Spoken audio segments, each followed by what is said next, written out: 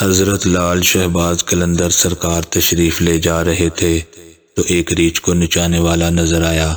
پوچھا تم کون ہو؟ تو بولا قلندر۔ اس دور میں ریچھ نچانے والے کو بھی قلندر کہتے تھے۔ آپ بے اختیار مسکرا دیے۔ یہ بات اس ریچھ والے کو پسند نہیں آئی۔ کہنے لگا آپ کون ہیں؟ فرمایا میں بھی قلندر ہوں۔ کہنے لگا آپ کیسے قلندر ہیں؟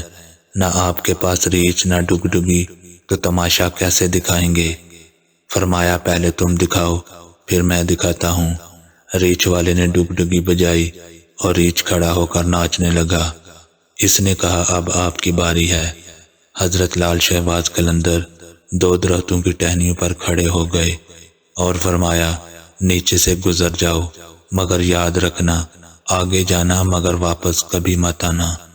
جیسے ہی وہ نیچے سے گزرا ماحول ہی بدل گیا۔ نہ وہ سورج کی گرمی، نہ گرد و غبار، جہاں تک نظر دیکھی خوبصورت پہاڑ، سبز وادیاں، نہ موسم گرم نہ ٹھنڈا۔ ابھی اسی سوچ میں ہی تھا کہ دیکھا ایک عظیم لشکر سپاہیوں کا گھوڑوں پر سوار تیزی سے اس کی طرف بڑھ رہا ہے۔ وہ گھبرا گیا، آج تو جان گئی۔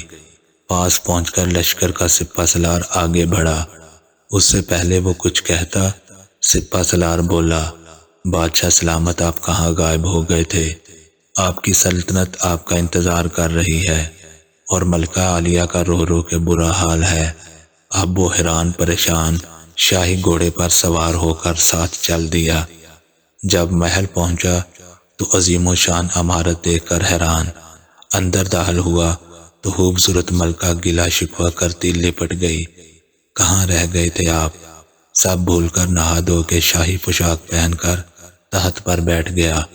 سالوں گزر گئے، بچے ہوئے، پھر شہزادے بڑے ہو گئے، بڑھاپا آ گیا، جسم سے جان، منہ سے ذائقہ چلا گیا۔ ایک دن اپنی سلطنت میں دریا کے کنارے بیٹھے خیال آیا کہ آخر ہوا کیا تھا۔ اسی جستجو میں وہیں پہنچا جہاں پر لشکر تھا، تو دیکھا وہاں درخت اب بھی موجود ہے۔ سوچا چلو دیکھتے ہیں، اور درخت کے بیچ سے گزرا۔ ماحول بدل گیا، وہی وقت، وہی مقام، سامنے اس کا ریچھ اور ڈگڈگی پڑی ہے، وہی گرمی، وہی گرد و غبار۔ پیچھے دیکھا تو حضرت لال شہباز قلندر سرکار کھڑے تھے۔ اس کی حالت غیر ہو گئی۔ بولا جناب میری سلطنت، میری ملکہ، میرے شہزادے۔ تو آپ نے فرمایا سب تماشا تھا، ایک تماشا تم نے دکھایا، ایک تماشا میں نے دکھایا۔ جزاک اللہ۔